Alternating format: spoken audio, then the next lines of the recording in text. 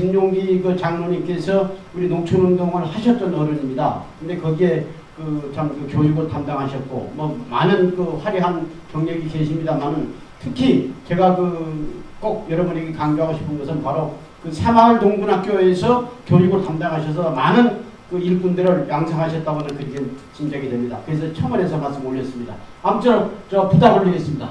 감사합니다. 방금 소개받은 박영덕입니다. 근데 김영덕이라고 얘기를 하는데 우리 오소성님하고는 같은 용산고등학교 선생을 했어요. 2년 후배예요. 그러니까 내가 용산고등학교 7년 8개월 동안 있고 그 후에 2년 후에 용산고등학교로 왔어요. 그래서 이거 이제는 직접 나와도 같이 조언 안 했었는데 네. 지금 말씀하신 나이가 이제 들었어요. 28에서 무진생이니까 28년생이에요. 용띠예요. 근데 지금 아직 됐지만 저 벌써 그냥 은퇴를 할 나이가 됐죠. 근데 하나님이 저에게 그렇게 두지도 않으세요. 제가 그냥 49년에 그러니까 왜냐하면 그냥 외정시대 때 여기가 서울의 토백인데 토백인데 그냥 이대 독자로 있어서 친구가 없어요. 그래서 집 앞에 책방이 있어가지고 책방이나 책과 그야말로 생활이 계속했어요. 그냥 중학교, 국민학교 때 이미 세계 문학교들 다 읽었어요. 중학교 때 벌써 철학 청소를 보기 시작했거든요. 근데 그렇게 해서 친구도 없어요, 우리 집에는. 그런데 3학년 때, 중학교 3학년 때 해방을 맞이했어요. 맞이한 것이 결국 그때 1945년이죠. 그때 히로시마 나가사키의 원자탄이 떨어진 겁니다. 나의 인생은 바뀌었어요. 고등학교, 중학교 갈 때는 빨리 졸업받고 외정시대니까 이대 독자고 하니까 빨리 어머니, 할머님을 모셔야겠다고 아버지, 할아버지 빨리 돌아가셨거든요. 또. 그래서 저기 가렸거든요. 과학계 넘어갔던 거예요. 그런데 원자탄 떨어지면 인생이 바뀌어버린 겁니다. 이대로 나가다는 그 핵문제 때문에 인류는 오염탕을 못하면 온다. 그게 물질 문명 앞에 인간이 암만 좋은 법이 있고 암만 좋은 문명의 이의가 있어도 그를 받아들이고 그를 집행하고 쓰는 자에 따라서 그런 악범적인 흉기를 될 수 있다. 근데 인간을 고쳐하면 안 된다. 근데 인간이 혁명적 꿈을 꾸기 시작한 겁니다. 그래서 자연계에서는 버려버렸어요. 그때 예수를 믿기 전이기 때문에 그래서 교육을 통해서 할 수밖에 없다 해서 1949년 서울대학교에 그것도 인간학을 가르치는 사회교육과로 49학번으로 들어갔어요. 50년의 유교사를 터진 겁니다. 그리고 저는 52년에 들어서 아주 책을 많이 보고 이런 바람에 아는 게 많았어요. 서울에 있을 때에는 서울대학이 전부 분산돼 있었거든요. 부산에 가서 한 군데 몰린 거예요. 대신동의 산꼭대기에 발버둥을 모여들었어요. 여러 친구들을 만나게 된 것처럼 아껴. 그런데 내 얘기는 못 알아듣는 거예요. 인간혁명전 얘기를 못 알아듣는 거야. 1952년 들어가지고 그 사회교육과에 바로 과대표가 됐어요. 그리고 그해 학회 회장이 됐어요. 그 해 서울대학교 사범자 학도 호구단이 있었죠, 옛날에. 거기에 사범자에게 학생 운영위원장이었어요. 그리고 그 해 서울대 전체 총학생회에 또 위원장이 됐어요. 25,000명 학생을 호령하는 자리에 올라간 거예요. 그런데 전체 연대장이 되고. 그런데 정치적 관심대가 없었어요. 근데 되자마자 그 자리에 내려갔어요.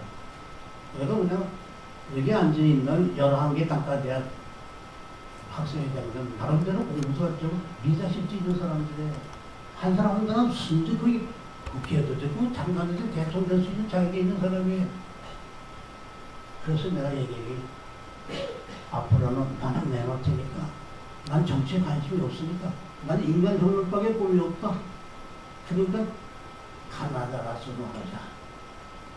공과대학, 농과대학, 그 다음에 미술대학, 그 다음에 아버지대학, 상가대학 그런 식으로 국가대학 해가지고 그것을 소위 이렇게 바꾸는 그것을 그 순번대로 바꾸는 그 제도가 서울대학교 종학생회장의 바로 룰을 때문에 만 겁니다.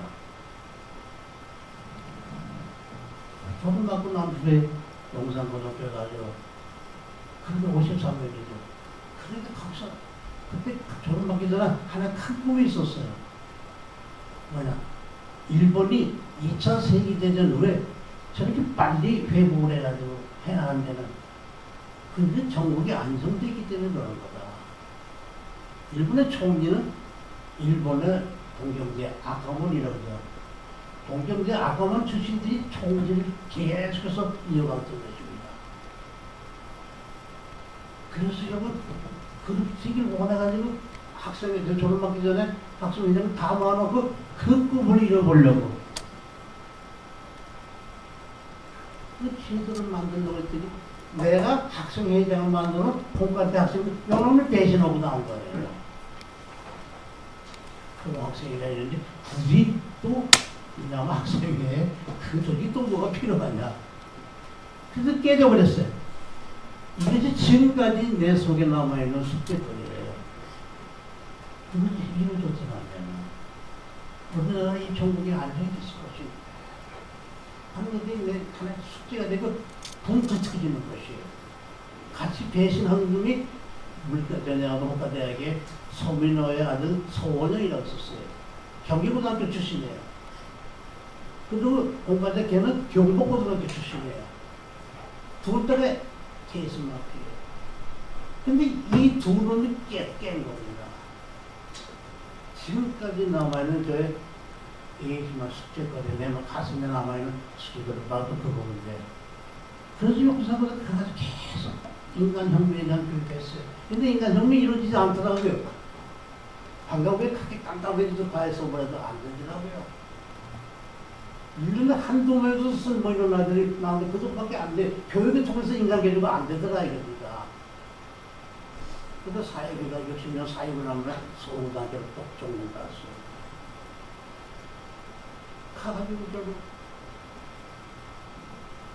새로 가보니까 험불판이에요. 여기라면 하는데 그 열심히 일을 했어요. 그래서 60년에 61년에 그래도 고선 다니는데 한반에서 우리 반에서 서울대학교 장학이 26명을 들어오는 겁니다.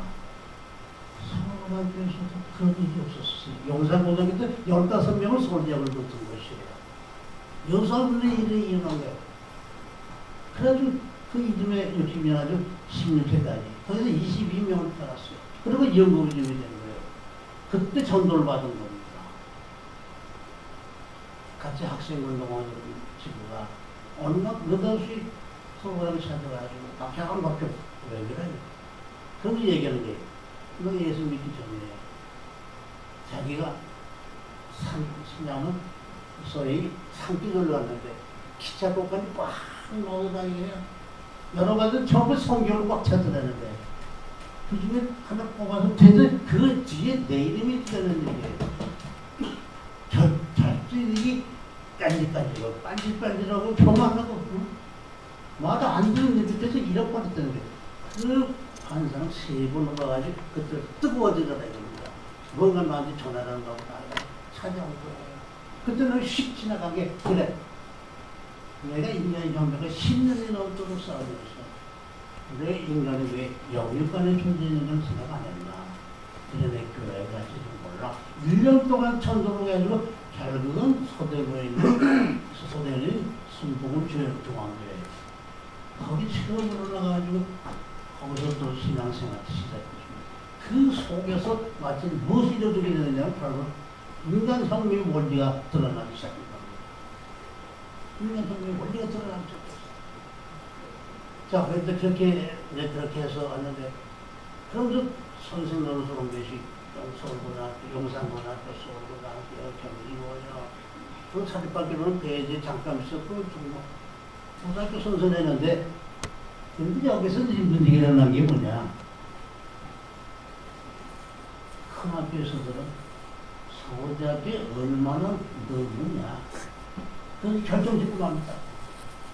80%를 넣지 못하면 하고 방면은 쫓겨내라는 거예요. 근데 내가 가르친 세계사입니다. 그런데 서울대학교에서 세계사를 뭐냐면 필수 과목으로 되어 있어요. 그러면서 그것이 근데 필수 과목인데 그것도 세계적으로 시험 문제가 나오는 거예요. 영국사, 독일사, 중국사, 거기다가 오면 사상사, 철학사니, 중국에서도 유교사니, 도교사, 근데 세계적으로 시험 문제 나오니까 세계적으로 내가 가르칠 수밖에 더 있겠어요. 그러다 보니까 그것을 20년, 30년 해보세요. 하나님도 8번이에요. 바보가 아닌 이상 역사 전체에 대한 흐름이 드러나기 시작하는 거예요. 전체가 드러납니다. 그 때문에 그때 됐어요. 백목 하나만 갖고 강의가 시작되는 겁니다. 1년 강의가 되는 거예요. 그리고 정말 체계적으로 충분히 나와. 체계적으로 표를 만들어 버리니까 이런 속에서 저는 무엇이 이루어지냐 그러다가 대학에 가 있으니 한국일보가 됐거든요. 한국일보에 상담제가 나오는 서울고등학교 때 3반 우리 반에 학생이 있었어요. 그럼 어느 날 보더라고요. 홍현 선생 그때 대학에 다니다가 그때는 왜 그러냐? 선생님 꼭 좀 와주세요. 그렇게 해서 갔더니 시어머니가 국회의원 나가는데 이것 좀 나가달라는 얘기예요. 그리고 그것 때문에 마음대로 어떻게 됩니까? 박정희 대통령하고 장경지와 사이에 이루어지기는 이야기 있는 겁니다. 그래서 저는 사범대학에 그래서 결국 한국일보의 사장의 비서실에 부장으로 가게 된 겁니다. 거기서 누구냐면 바로 신입사원 뽑는 거예요. 교수사원 뽑는 거예요. 사고 담당, 이거 담당 부장으로 가기 시작해서 한국일보에서 시작해서 36년간 이렇게 된 겁니다. 75세까지 있었어요. 보통 55세면 끝나야. 그런데 남보다 20년에 더 있었었어요. 그런 스토리 일을 많이 했어요. 아까 말씀하신 그 새마을운동. 근데 새마을, 신문 새마을 본부가 생겼어요. 근데 원래 그 회장이 해야 되는 거예요. 근데 선생님은 다 그래서 새마을 지금 5분까지 맡았어요. 의료보험조합 조합총재. 한국일보사 나오는 소위 마을본부 이사장이 소속이에요. 그래서 한국의 소위 복지사업은 농땅 새마을운동이 박정희 대통령의 새마을운동이 농촌 새마을운동을 성공했지만 도시 새마을운동은 실패했습니다. 한국일보는 성공했어요. 유일하게 한국일보는 성공한 겁니다. 스토리 일을 많이 했어요. 그러면서 가난농문학과 얘기해서 가난농문학교 강의도 나갔거든요. 가난농문학교 강의 나가는데 김영기 장로님하고 그때 박정희 대통령이 바로 아직 대통령 되기 전이에요. 최고위원 때 그때 가난농문학교 찾아왔어요. 그래서 그것만 정신 그것만 집었어요. 그것만 먹고 근데 거기서 새마을운동의 틀을 거기서 보고 새마을운동의 시작이 된 겁니다. 근데 이제 딴소리들 해요. 새마을운동 자기네들이 시작했다고 딴소리들 하고 있어요. 갑자기 근데 사인까지 다 있고 사진까지 다 있어요. 당연한 거. 다 만났어요, 내가. 그 후 36년 동안 가난 건강하게 강한 인류가 맡은 것이 자그마치 50만 명이 넘습니다. 한 주에 500명씩 다 있고 1년은 50주예요. 그 30몇 년을 넘었어요. 50만 명은 거기는 국회의원도 있고 그 장군들도 있고 각기 그냥 다 들어왔어요. 이런 속에 100만 원 정도 안 해. 그렇게 하고 있는 동안에 무슨 그게 됐냐면 그러면서도 대학이 강의 나가는데 이제 일반 고등학교 명확하게 헬기적으로 신학교에 강의 나가서 여러 신학교에 강의 나가기 시작한데 거기서 결국 그 인간의 혁명에 대한 그 교육을 시작하는데 그래서 오늘 우리 어느 뭘 얘기해야 되는 것도 제목도 얘기 안 해줬어요. 몇 분 하라는 얘기도 안 했어요. 1시간. 한민족의 미래 사명. 한국 민족의 인류사적 사명이라는 것 제목이. 그걸 하려고 하면 잠깐만 1시간 50분이 지나가야 돼요. 그래서 그거를 하게 돼서 그 중에서 일부분만 하셔야 돼요. 왜냐면 그걸 세계 패권사를 강해보자 이게. 무슨 뜻이냐? 지금 한국 시대가 왔어요. 한국 시대 왔때까지의 역사가 어떻게 왔다는 얘기냐, 여기가 세계 역사가. 세계 패권이 어떻게 변화가 일어났다는 얘기냐. 이것을 체계적으로 오늘 그 부분에 대해서 이제 집중 말씀을 해주십시오. 그 얘기 그거 할게요. 네. 좋은 얘기거든요, 지금 우리한테. 세계사를 이전으로 되면 세계사를 이전으로 다 하게 되면 이건 엄청난 얘기고 1시간 50분 동안 해야 되니까 그렇죠. 엄청난 얘기는 해요. 이건 놀다가 이런 강의 듣는 사람들도 처음에는 그냥 역사 얘기하지만 알아요. 나중에 이게 결국 우리 민족과 연결돼 나가니까 나중에는 양이 많은 것 같습니다. 세계사를 얘기 드리는 제목 갖고 한번 강의 해보자. 진짜 짧네.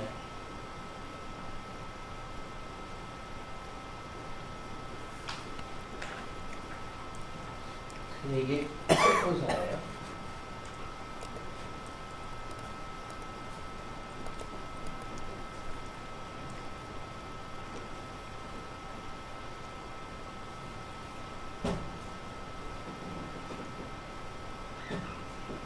세계 패권 묘하게 서향을 내줍니다. 서쪽으로 역사가 일어나요. 쾌천 나온 이제 나오는 어디서 나오냐?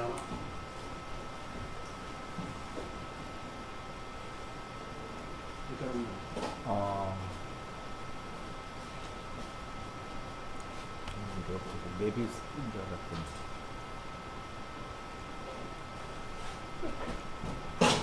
깜짝 말이겠는데.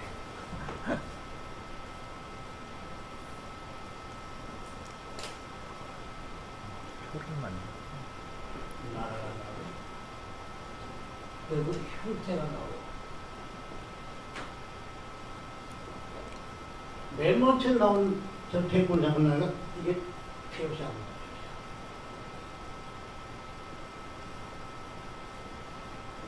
페르시아가 나라. 근데 페르시아가 나서 이건 대립국가입니다. 대립국가. 파사인데 파사 한자가. 이 페르시아가 바로 페르시아 전쟁이고요. 그래서 어디로 넘어가느냐? 리스로 넘어갑니다. 이것은 어디로 이거는 반국가입니다. 나라의 근두가 예, 반도국가 맞습니다. 세계 패권은 그 시대 폴트 잡하는 민족이 세계 리더가 되는 것입니다. 근데 이 페르시아 전쟁 2차, 3차 세계 큰 전쟁은 3번씩 있었습니다. 그럼요. 페르시아 전쟁도 3번 있었어요. 제2차가 나오면 다리우스가 페르시아가 그리스를 쳐들어갔죠. 아토스 해협에서 폭풍을 만나가지고 싸움도 못하고 다 심어대고 말이지. 이놈의 그 아들 그레스가 제2차 전쟁이라고 유명한 마라톤 싸움이 있어요. 마라톤. 아시죠? 마라톤이요. 마라톤 싸움에서 아테네와 싸움에서 펜스가 졌어요. 그런데 그 승리를 보고를 그것을 마라톤 썼던 아테네까지 결국 와가지고 보고하고 그 전선을 주고받았습니다. 그 거리 갖다가 기념하게서 마라톤의 코스가 되는 것입니다. 그게 3차가 10년 후에요. 그래가지고 결국 펜스가 또 쳐들어가는데 마지막에 결국 그때 나 앞서서 해가지고 그 다음번에 이 사람이 만나서 저는 마치 우리 뭐냐면 이순신 장군이 응? 저기서 남쪽에서 저기서 바다 좀 골목으로 올라가가지고 뭐냐면 일본 함들 몰살시켜버린 똑같은 현상이 일어난 거예요. 그게 제3차에서. 그래서 펜시가 잡아갔어요. 그래도 세계 패권에 떠서 서쪽으로 서해안 운동이 시작됩니다. 그 다음번에 두 번째 난 것이 그때가 펜시하다가 그 다음번에 난 것이 최근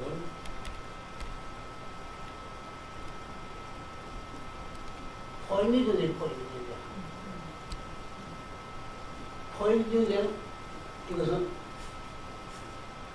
바로 로마와 카르타고를 들어가 있죠. 카르타고라고 나오면 원래 이 나라는 피니케라고 해서 지중해 나라에는 시돈, 티베소도 도시 영명국가예요. 큰 나라도 아니에요. 그러니까 그 피니케에서 나온 유명한 것이 알파벳 문자가 나온 나라입니다. 그 조그마한 나라가 도초에다가 식민지를 많이 만든 것이에요. 그게 하나가 카르타고예요. 불란서에도 말씀이 있죠? 그것도 식민지였었어요. 이비다 반대도 식민지였었어요. 그 본국은 조금밖에 안 되는데 식민지는 엄청나게 크게 여러 군데가 만들었던 비극이야. 그 사이에 일어난 게 포인트지. 그것도 3채고서 일어나는 거예요. 여기서 유명한 사람이 하니발 장군이 있어요. 아시죠? 그러나 하니발 장군 제2위 때는 코끼리 떼를 몰고 알프스를 넘어 로마로 들어갔던 칼타고. 왜냐하면 하니발 장군. 근데 이 하니발 장군도 우리 이신준 장군과 비슷한 꼴이 되는 거예요. 이신준 장군이 그 전쟁이 이겨가지고 그런데 결국 전쟁하면 정전투 때문에 결국 저걸로 해가지고 나중에 귀양 갔다가 또 전쟁하는 바람에 백이 정권에서 나왔잖아요. 근데 마지막에 이 바보 이순신 장군은 스스로가 자살한 거예요. 일부러 빨간 옷을 입어가지고 저게 결국 총 쏘는 관용으로 그러니까 서가지고 저거 총에 가서 죽은 거예요. 또 금방이 되면은 또 무슨 일이 좀 벌어지든 모르겠 저 정치인들 때문에. 근데 애가 자살한 거는 맞지. 이순신 장군 그렇게 해서 돌아가셨어요. 그런데 이 발을 한발 잡고 로마에 들어가지고 로마를 포위했어요. 승리 눈앞에 있어요. 근데 조금 모자랄 야마도 조금 모자랄 때 동국에다가 SOS를 친 거예요. 문전 갖다 주면서 교수님 바뀌어요.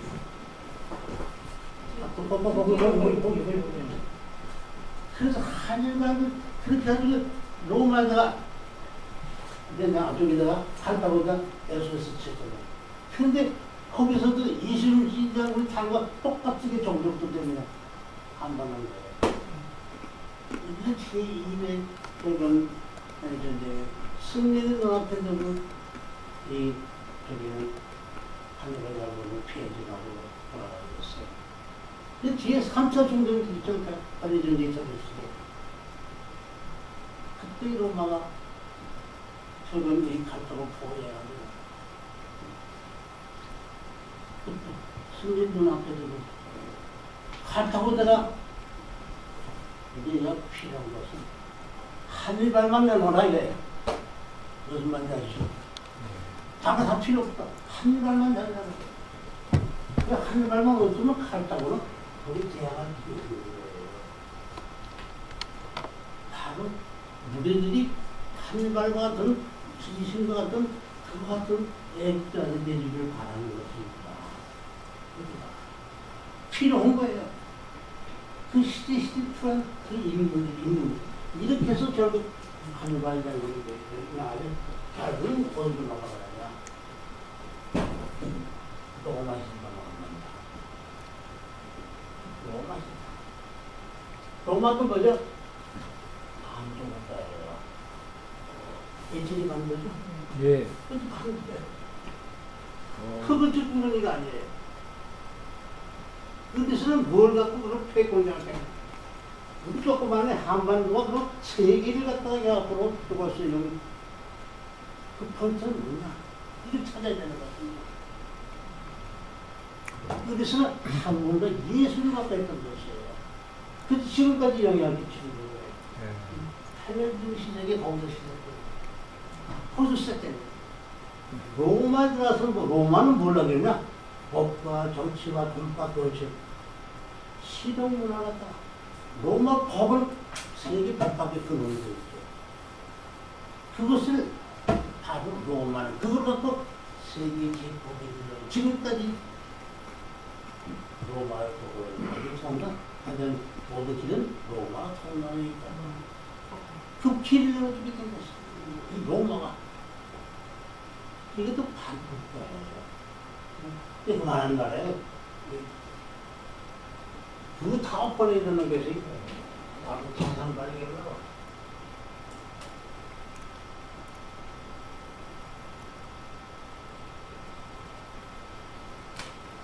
스페인은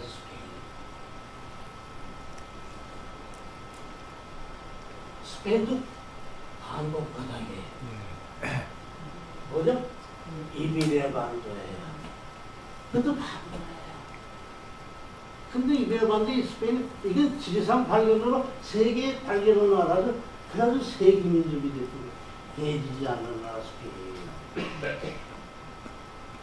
그 타워버리라는 것이 바로 산업이었습니다. 영국.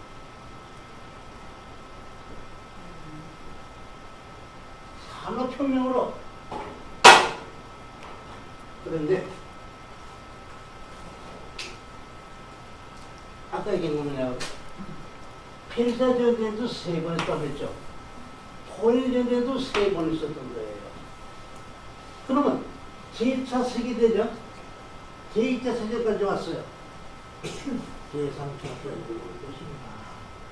옵니다. 반드시. 오래 자라서 옵니다. 여기에 대한 대비하지 않으면 안 되게 돼 있어요. 그래서 산업혁명은 영국 어디로 갔죠? 영국으로 넘어갔어요. 영국으로 넘어갔어요. 산업혁명 영국으로 넘어갔어요. 이것은 뭐죠? 이건 섬나라예요. 섬나라. 대륙까지 조그만 섬나라예요. 이것이 결국 해지지 않는 나라 영국이 그리고 1차 세계대전이 쳐봤어요.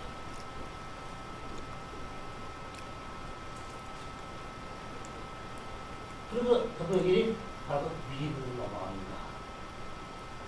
이 1차 세계대전 전까지, 여기까지, 2차 세계대전 전까지, 여기까지는 뭐라고 볼 수 있냐? 아니, 영국까지죠? 영국까지 이걸 무슨 뭐라고 부르냐? 글쎄는 이거는 뭐나 그냥 여기까지 말해서 스페인까지를 여기까지를 이건 지중해 문화권이 있잖아요. 지중해 문화권이 있어요. 지중해는 중심의 역사가 이루어지고 있어요. 그거 사업권에 이 바로 스페인에서부터 미국까지 여기까지가 대서양만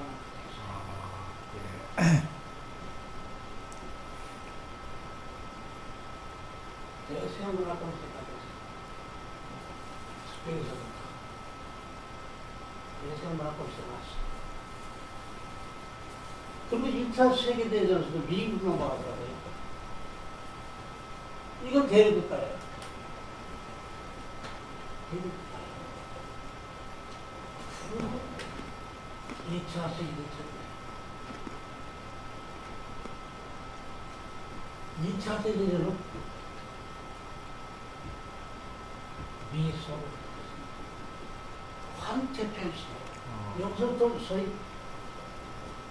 태평시가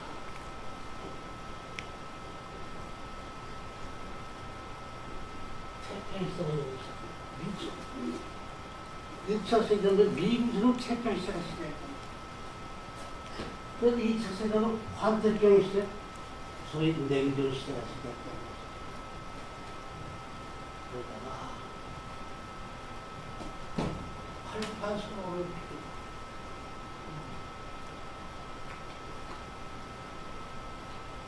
2차 세계대전 후에 먼저 독일 등성에 일본이에요. 섬나라의 일본. 물론 동명 올림픽이고 동명 올림픽으로 왔어요.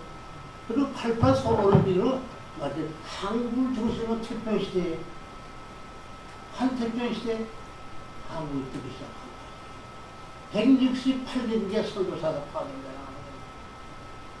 근데 선교사를 많이 보낸 민족이 세계 민족이 되는 것입니다. 아, 그렇네요. 스페인이, 네. 그렇죠? 영국이, 그다음 미국이.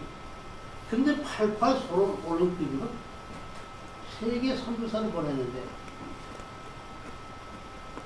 인원수로는 미국이 많이 보냈지만 나라의 수로서는 한국이 많이 왔다. 그렇죠. 잘 기억해요. 아니 이 문제예요. 이 문제예요. 지도상에 전혀 어딘지도 몰랐던 한국이 올림픽 하는 나라 바람에 한국이 세계 뜨기만 것입니다. 세계에서 모르는 나라가 없는 거예요. 아프리카 어디 있냐면 전 어디까지 가도 거기서 텔레비에서도 한국이 나오는 올림픽 때문에 하나님의 한국이 없어주신 것입니다. 뜨기 시작한 여기서 뜨기 시작합니다. 이제는 복양도 결국 이곳에서 결국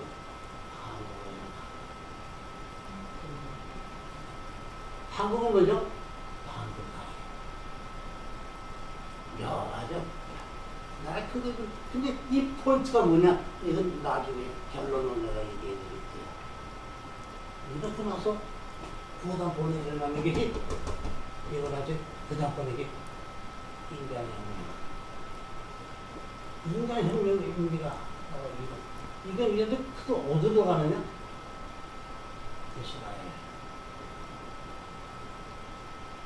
이스라엘로 돌아가는 거예요.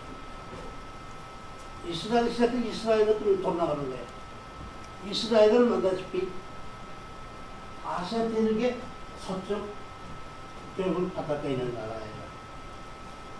근데 한국은 아시아 대륙의 동쪽에 두말의 해도 정도 땅 끝에 바닷가에서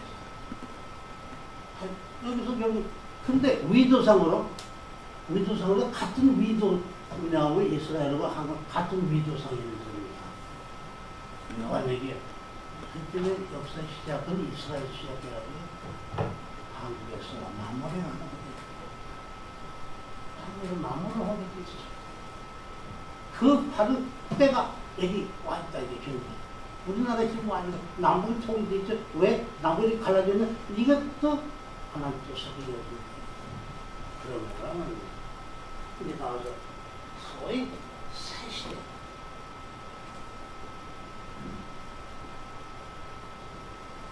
새시대의 주인공이 누가 되겠냐? 새시대의 주인공이 누가 되겠느냐?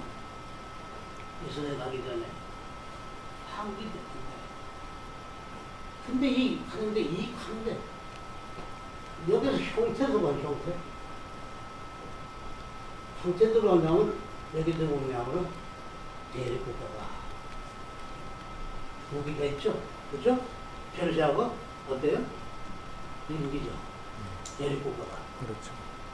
그리고 두 번째 위치는 루치는 이건 전부 그냥 이거는 택시가 어디가 태평양이면 태평양. 태평양 강에서 나가는 태평양에서 나오고 또 하나 또 위치도 또 하나는 뭐냐?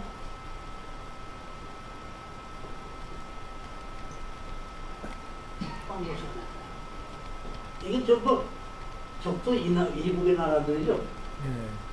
이남의 나라가 아니죠. 다시 말하면 북방정권 나라. 여기 셋이 주면이 이게 이제 아시아주의보로 경제적인 사회. 그럼 이것을 좀 더 본다면, 이게 다시 본다면 보세요. 이동은 바로 여기 이 소위 태평양 시대, 이거 환태평양 시대에 거기에 여기에 해당되는 나라가 셋이 있는데 그 하나가 중국이 있어요. 중국은 어디 뭐죠? 이것은 대륙이구나. 근데 이 나라는 알다시피 이 나라는 중국이에요. 중국이 공산주의 나라예요. 가운데 한국이 있어요. 이것은 반도국가예요. 근데 어떻게 되죠?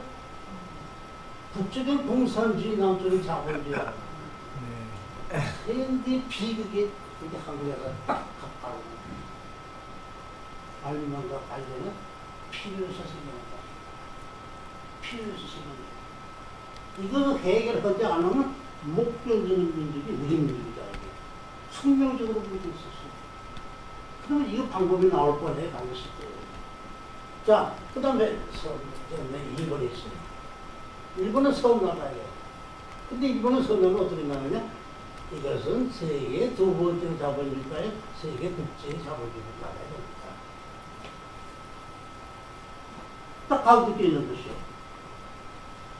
그러면 두 번째 나가서 세계 최고의 두 번째 나가서 그럼 문화적으로는 뭐?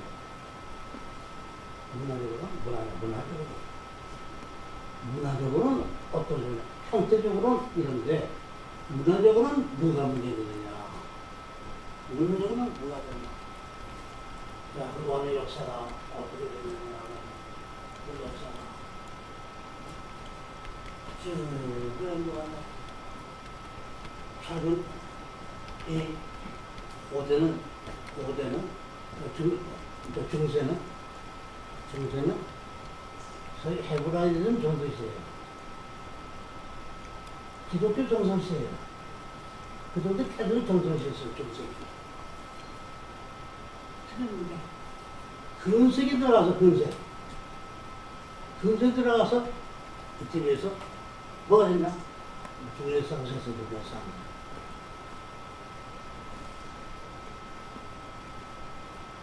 르네상스는 뭐냐? 복고 부활 재생이에요. 복고.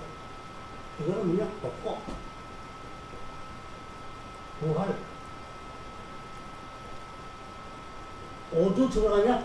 그리스 로마 시대로 돌아간다. 뭐를 부활시키냐? 고조사상을 부활시키냐. 이 고조사상인데 이 그리스 로마의 사상의 고조사상 이건 휴머니즘이다 이겁니다. 휴머니즘이다. 그것도 인본주의라고 그러죠. 휴머니즘이다. 그 휴머니즘인데 사실 말하면 이 바로 헤브라이즘은 이것은 하나님 중심의 사상이 있었는데 근데 여기 들어와서 이 르네상스를 인간 중심의 사상으로 옮겨간 겁니다. 인간 중심. 그렇게 하지 여기 새로운 가치가 늘어난 게 바로 무엇일까요? 자유와 평등과 파괴. 이것이 바로 르네상스 3대 제국 이슈가 되는 거예요. 자유와 평등과 파괴. 이 바로 이 가치관 속에 그래서 먼저 시작이 자유민주에서 일어난 것이 이것이 자본주의입니다.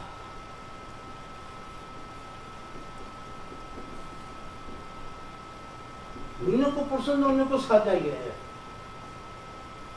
그래서 소위 여기서 자본주의가 나오는데 그런데 여기 문제 일어나는 겁니다. 능력고 벌써 능력고 사자는 얼마나 멋있는 얘기예요. 그러면 여기도 뭐가 일어나죠? 여기들이 불평등이 일어나는 게 있어요. 응? 이래서 자본주의 결국 여기도 불평등이에요. 경제적인 불평등이 일어나는 거예요.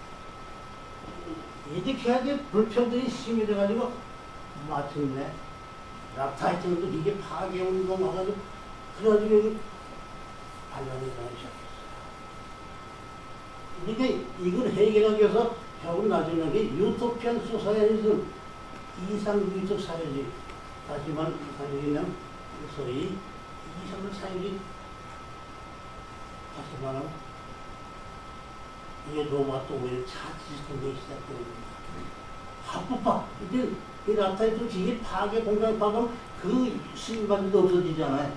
근데 그러지 않고 합법적으로 결국 이 평등 문제 해결하자. 이게 유토피안 소사이어리즘이에요. 이건 뭐라고 그러냐면 이상주의적 사회주의, 공상주의적 사회, 공상한다는 얘기예요. 공상 사회주의나. 그래서 로바토 오웬은 차시스 입법 운동이 시작되게 되는 것입니다. 그래서 안티카리즘에서 소위 조항이라고 그런 제도가 나오기 시작하는 거예요. 이것이 그래서 결국 그 밑에서 결국 이제 평등주의 밑에서 나온 것이 사회주의가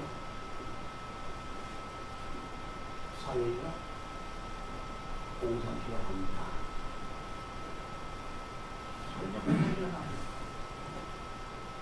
이 자본주의는 어떤 형태로 변하냐면 이 자본주의 처음에는 상인자본주의, 소위 마칸티리즘, 소위 상업자본주의가 나와요. 그 다음번에 것이 소위 캡italism 해가지고 소위 뭐라고 하다가 산업자본주의가 나와요. 이때 영국에서 산업혁명이 터지는 것입니다. 산업자본주의 여기서 산업주의에서 있냐면 저기가 이제 산업으로 넘어가는데 그 다음번에 일어난 것이 금융자본주의 시대로 넘어가요. 금융자본주의는 모든 기업들이 결국은 작업을 만드는 거예요. 은행이나 이런 걸 전부 만들어가지고 기업들 전부 결국 기업들의 은행 들어가고 있잖아요. 금융자본주의 시대로 넘어가는 거예요. 그 금융자본주의 시대 그러다 보니까 세계 전체가 결국 자본주의로 형성되니까 이런 시장을 하다가 국내에서만 조달할 수 없어요. 막 생산을 막 되니까 트라스는 검진이니 신지게 있으면가지고 기업들 합동 연합해가지고 대대적으로 생산하다 보니까 물건을 만들기 위해서는 원료가 필요하죠. 그다음에 생산을 먹는 또 다른 시장이 필요하죠. 원래 있으니까 상품 시장이 필요하게 된 거예요. 근데 국내에도 조달할 수 없잖아요. 해외로 나가야 되잖아요. 이 해외로 나간 속에서 여기서 나온 것이 바로 이것이 제국주의입니다. 제국주의는 자본주의 한 형태예요. 아시겠죠? 제국주의 자꾸 얘기가 제국주의 자본주의 한 형태예요. 북외로 나가는 게 북외로 그렇잖아. 북외로 왜냐하면 그래서 소위 여기 상승을 가려면 그 나라의 군함이 오려고 하는 겁니다. 그러다 보니까 공연상에서 부닥치는 거예요. 말하기를 이게 2차 세계대전이에요. 이 2차 세계는 제국주의라고 그래요. 1차 세계도 터지는 거예요. 이렇게 해가지고 2차 세계도 터지고 그 다음에 2차 세계대전이 터지니까 이 자본주의 분들이 한쪽에서 이 바로 1차 세계대전, 2차 세계대전이 끝날 무렵에 이때 평등 밑에서 여기서 결국 일라면 밑에서 1917년 1차 세계대전 중에 러시아 10월 혁명으로 소련이 생긴 것입니다. 공산국가 생긴다. 그리고 소련은 원래가 방세 레짐에서 부제도라서 아직도 문무제도가 종속화한 부제도가 있었어요. 소련이 러시아가 로마 왕조에. 그래서 1905년에 피유사불기하고 혁명이 시작됐는데 그렇게 아주 결국은 뭐냐면 레닌이랑 전부 외국으로 망명해버리는 거고 이런 속에서 1917년 혁명이 일어나게 된 것이 먼저 일어난 것이 그 벨스키 가정부가 생긴답니다. 그런데 러시아에는 두 가지 계급이 있어요. 부르주아지 계급과 프롤레타리아트 계급이. 부르주아지라 그러면 신은 상고업자 계급을 얘기하는 거예요. 유상 계급이라는 뜻이 아니에요. 부르주아지라는 거예요. 그리고 프롤레타리아트는 것이 무상 계급이에요. 이 두 세력의 이 둘인데 이 둘이 여기 있게 되는데 저기 가지고 그 프롤레타리아 계급이 이 사람들이 먼저 정권자 혁명에서 2월 혁명에서 정권자까지 헬sinki 가정부가 생겼거든요. 그런데 러시아 그 전에 뭐가 나서냐면 2차 세계대전에 이미 참여했다만 1913년 18년까지 2차 세계 있었거든요. 그 2차 세계전에 거기 들어간 거예요. 뛰어섰단 말이에요. 근데 국내적으로는 혁명이 진행되고 있고 밖으로는 1차 세계대전이 진행되고 있고 그게 가지고 얼마나 어렵겠어요. 그렇잖아요? 아주 국립이 벌린 것이에요. 무능한 상태에서 이렇게 1910년 10월 9월 1일 10월 10일 10월 1일 9시 10분에 최근 무슨냐면 오로라 하나는 순당하면서 한포사기를 대비해야 합니다. 맞습니다. 소위 러시아 15혁명이 시작되는 겁니다. 근데 그렇게 된 동기는 어떻게 되느냐? 아까 1905년에 레닌이 스위스 제네베로 망명을 갔거든요. 망명을 갔는데 망명하다 어느 허술한 2층에 저걸로 하숙방에 내외가 피난시고 있었어요. 근데 2차 세계대전이 가면 갈수록 독일이 불려기 시작했단 말이에요. 근데 독일이 불려니까 독일이 한참법에가 결국 그 전에 와가지고 그래가지고 레닌을 찾은 것입니다. 너 혁명을 원하는 거야. 원하는 거면 내 얘기를 들으면 하지마 해가지고 레닌한테 조건 내세요. 뭐냐? 네가 가운데 서서 연합국의 가운데 서서 전쟁 없던 거를 만들라. 무슨 말인지 아세요? 무승부 무병화 왜냐하면 그 배상의 원칙 속에서 싸움 없던 거는 준비해라. 그 얘기 레닌이 들어가지고 그 밤에 바로 뭐냐면 그 내일만 타고는 공인 열차 타고 저녁에서 모스크바로 미선돼가지고 아까 이러기 그냥 10월 1일날 9시 결국 한포사기를 피해가지고 마침내 러시아 15년을 터지게 되는 불과 500명을 시작한 거예요. 그러면 이 볼셰비키 혁명 소위 러시아 15월 혁명이 터지게 된 겁니다. 그래서 좀 소련의 나라가 생기기 시작된 거죠. 자 이렇게 되니까 이 레닌의 입장 곤란했잖아요. 자기 목적을 잃었어요. 그런데 독일은 지금 전쟁이 원래들이 몰려있어요. 약속 지켜야 되잖아요. 그냐면 독일과의 약속. 그래서 최근 스웨덴은 연합군에다 그 얘기는 연합군에서 승리는 문화밴드고 그거 들은 사람은 하나도 없지 않아요. 안 들으니까 할 수 없이 독일하고 러시아 사이에 소위 브레스트 리조프스크 조약을 1918년 열어놓아서 단독 가만을 맺었어요. 그리고 1938년으로 러시아 정량은 독일은 손들어가지고 결국 독일은 소위 새 시대로 넘어가게 되는 거예요. 자, 그 같은 일이 여기서 일어나게 된 것이에요. 공산주의. 근데 소련이 만들어졌는데, 자, 이게 문제란 말이야, 소련이. 법을.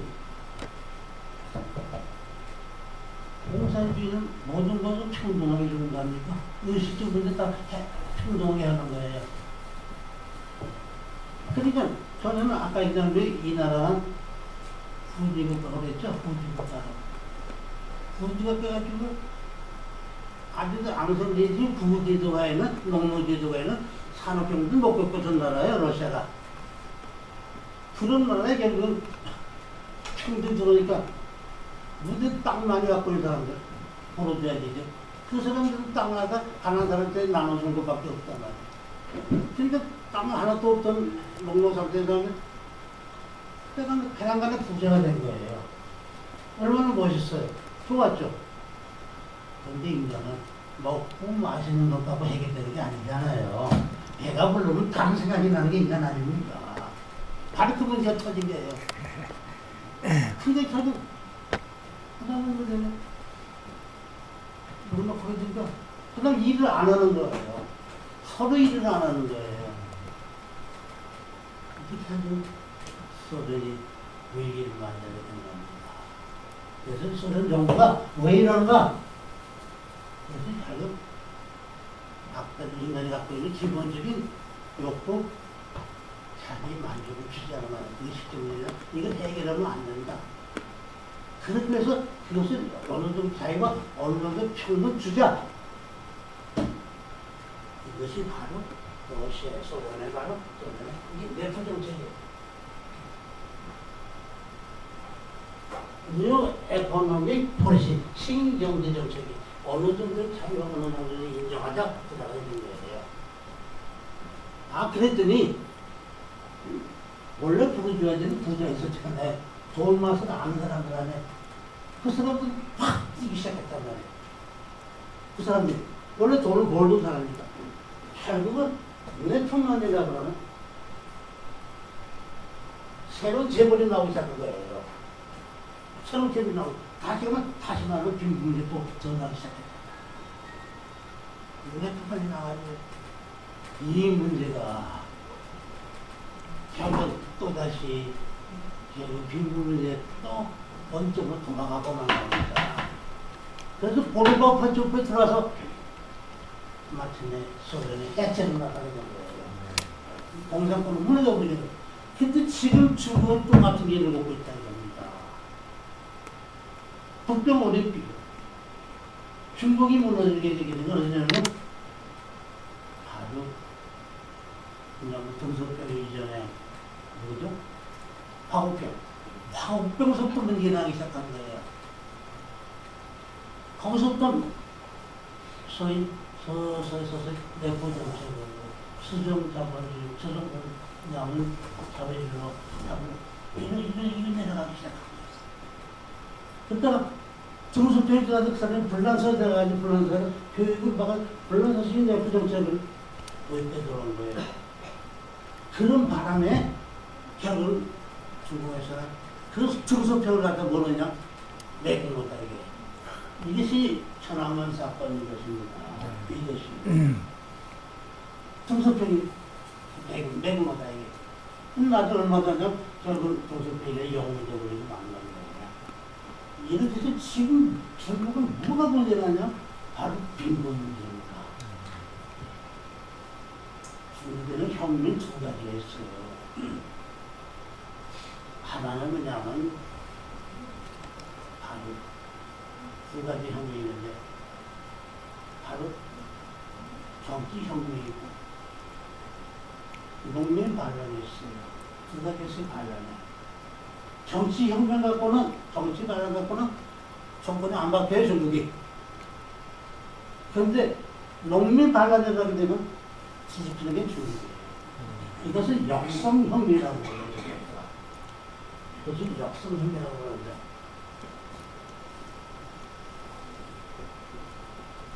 역성혁명 이게 바뀌력이죠. 바뀌력. 왕실의 성만 바뀐다 이게 아니라 이게 중국의 혁명사관이에요. 역성혁명이라는 게 있단 말이에요. 근데 지금 중국이 그 지경에 가 있다.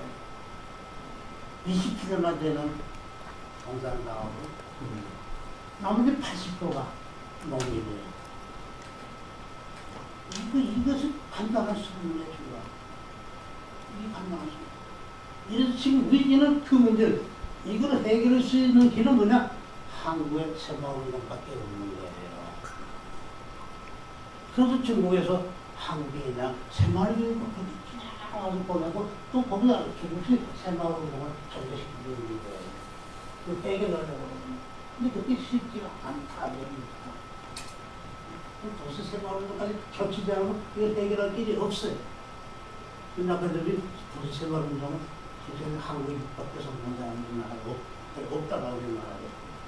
엄청 새마을운동 성공했어요. 그러면 도시 새마을운동 성공 안 했어요. 필부들이 얘기됐어요.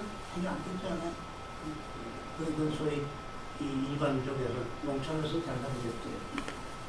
이 문제가 중국이 지금 당면하고 있는 문제인데 이것이 우리 민족이 그 문제를 해결해 줘야 할 그 위기에 놓여 있는 것이에요. 또 한 가지 뭐냐면 중국의 또 하나 위기는 바로 황사이죠, 황사. 황사가 북쪽까지 14년, 북쪽이 14년, 3억까지 가고 있다 이겁니다. 이걸 막아야 되는데 그러니까 황사가 우리나라까지 날아가고 그 황사 때문에 북경이 상업화 된다 이겁니다. 지금 그 위기가 있어요. 근데 그걸 해결할 수 있는 방법이 우리나라에서 일반 사람들이 모래를 물만 쓰는 것이 개발이 됐어요. 그래서 지금 중국 정부가 내가 교섭을 하고 있는 거예요. 너희들 상업화를 막아줄 테니 막아줄 테니 대신 한국에서도 괴롭힘 주지 말라. 한국에서 공정인이 뭐내가지고 고구려가 고구려가 너희 자기 역사를 저희 그냥은 전문대 국가고 조공 국가고 그렇게 괴롭히지 말라 이게요.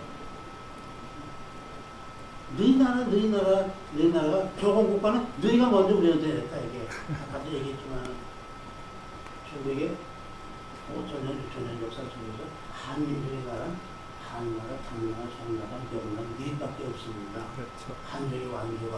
네. 나머지는 전부 동의적인 우리 민족들이에요. 나머지는 우리가 같은 민족들이 왜 오냐. 그런데 최초의 나라 한나라가 한나라 왕 바로 유방이 모두 유방이죠.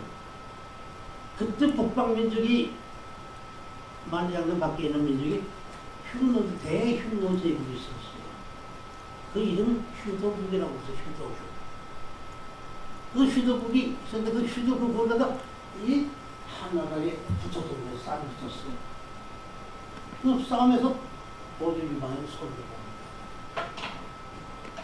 손을 들어버렸어요. 손을 들어가니 그래가지고 이 한나라가 휴도국에다 조공을 바쳐. 조공만이 아니에요.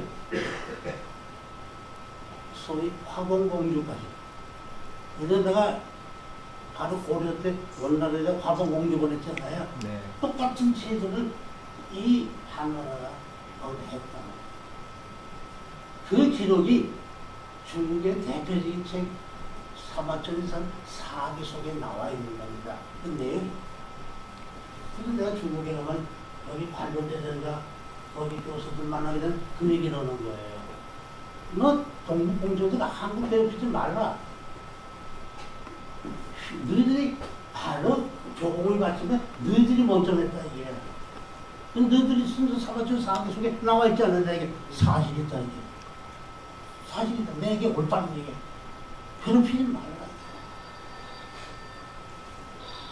이건 더구나 청나라 왕실은 청나라 왕실은 애신 강나라의 석이. 애신이라면 애신. 애신은 뜻은 뭐냐면 애신이라고 하면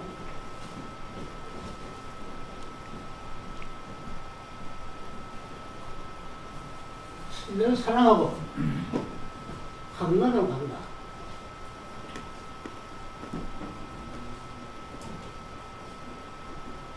신라를 생각한다 이게. 이게 청나라의 왕실의 성이에요. 나는 신라 사람이다 이겁니다. 내 생각난 누가 신라? 바로 청나라를 만드는 신라. 마지막에 와인 그냥 예신나 부이거든요. 마지막에 관계가. 자,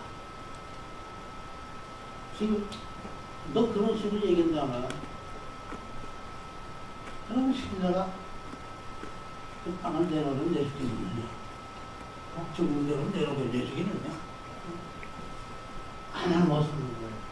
근데 왜 자꾸 괴롭히느냐 이게 한국 사람들. 왜 그렇게 괴롭히느냐? 그리고 저기 있는 그죠? 이쪽에 있는 그 만주 옆에 있는 이라는 게 뭐라 그러죠? 1909년에 있었던 간도조약을 해서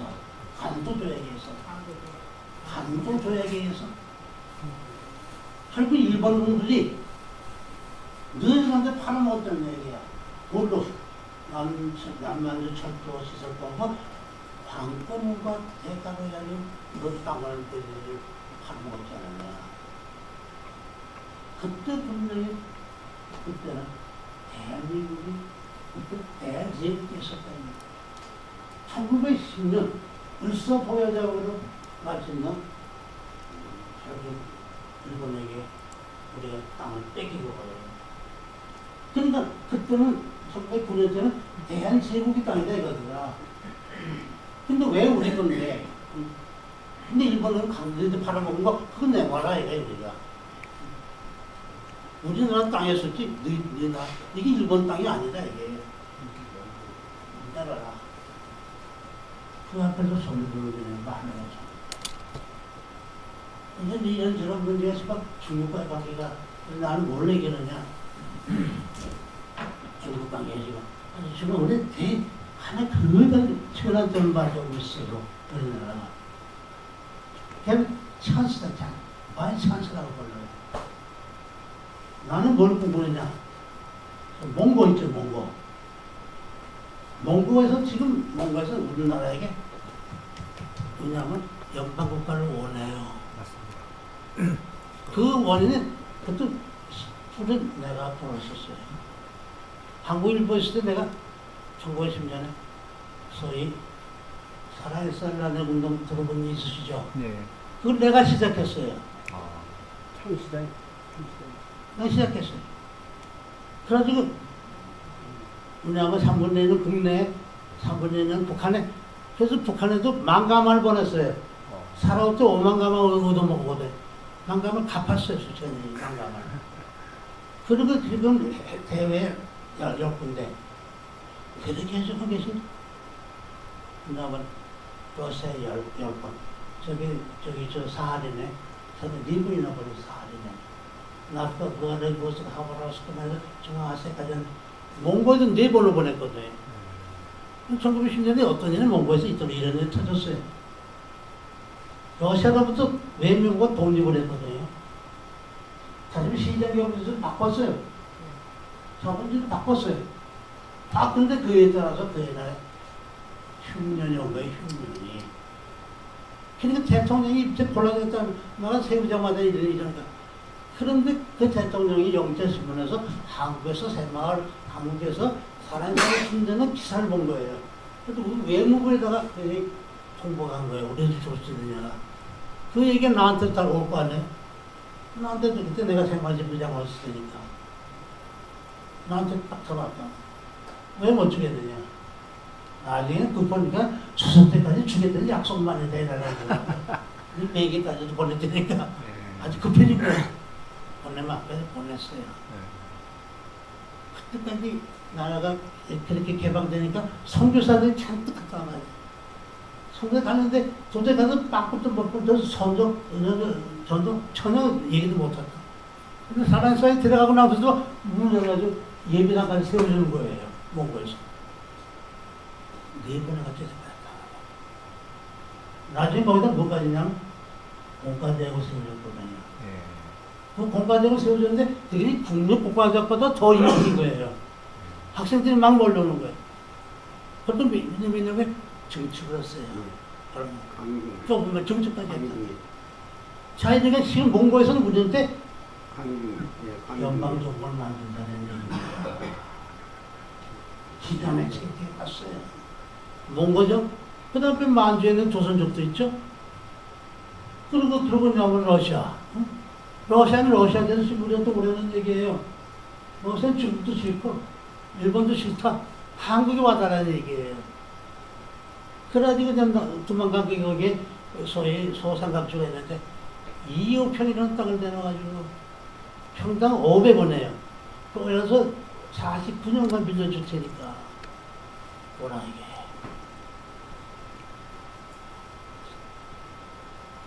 거기다가 얼마나 되냐? 평화의 시를 만드는 얘기예요. 아시겠어요? 그래서 내가 그날 지랄한 게 그거예요. 거기 중국 놈들이 들어오지고 지랄을 하는데 거기 중국 놈들이 왜 들어왔는데 지금 러시아는 우리 보고 오라는 얘기, 우리 보고 오라는 얘기. 전에 나는 거기다 뭘 보냐? 유엔 본부를 거기다 두는 얘기예요. 원래 이런 게 유럽에 있었던 거 아니에요? 2차 세계대전에 미국으로 갔거든요. 록펠러가 자기 땅을 내놔가지고 그래가지고 미국으로 간 거. 그거 우리 따라가면 방금 정도 방기문이나 또 유엔 거기에 대사 거기에 세피 아닙니까? 임기도 가까이 되잖아요. 그분 갖다 거기다 안 치자 이게요. 그래서 거기다 유엔 본부를 고당하고 유엔을 고당한다. 전에 레닌이 스탈린이 30만 명이나 되는 한국 사람들을 간첩의 눈면을 씌워가지고 중앙아시아에다가 30만이나 갖다 내던져서 역사가 있었어요. 똑같은 일이 또 일어날까봐. 그래서 거기다 유엔군 갖다 유엔군을 거기다 주소시키자 이거예요. 그럼 이 소련이 그러지 못할 거 아닙니까? 거기까지 지금 생각하고 있는 거예요. 때가 왔어요. 연해전은 우리나라의 땅이에요. 모세가 430년 만에 나를 애굽에서 가나안 넘어갔어요. 우리 가나안은 어디냐? 네네지. 우리나라 땅이에요. 원래 러시아는 거기 1860년 국정조약으로 그때부터 소련이 그걸 차지한 거예요. 중국에서 그 의아한 사건이라고 뭐 했을 때 그때 그냥 싸움을 그냥 중지시켰다는 대가로서 얻은 것이 연해주란 말이에요. 그 땅.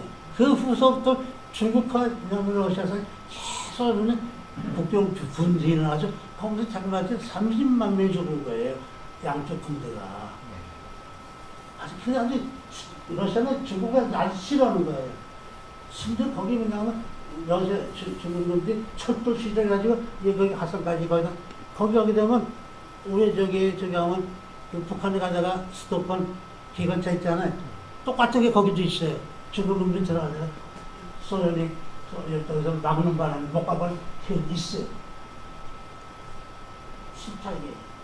일본은 노일전쟁으로 그때 졌잖아요. 그 소련이. 근데 그거에 대한 게 있잖아. 안 해놓은 게 있잖아. 근데 일본도 싫다. 일본도 한국 정부 싫다. 한국에 와달라. 이게 뭐, 그 땅이 2.5배, 2.8배가 돼. 대한민국 전체, 대한민국 한반도 전체 2.5배, 2.7배가 돼요. 그 기름도 나오고, 석탄도 나오고, 가스도 나오고, 철도 나오고. 완전히. 근데 거기서부터 시작해서 저기 모스크바까지 대륙 횡단 도서까지 있어요. 인프라까지 다 됐어요. 나는 뭘 꿈꾸느냐. 기념은 어려우면 공의가 되지만 이것은 화는 석유 화학을 얘기하기 때문에 화학 공장 만나면 플라스틱이니 비닐이니 뭐 이게 뭐는 소련이 모든 거 다 만들어주잖아요. 그런 만드는 거 끝나는 게 그것은 재생까지 해요.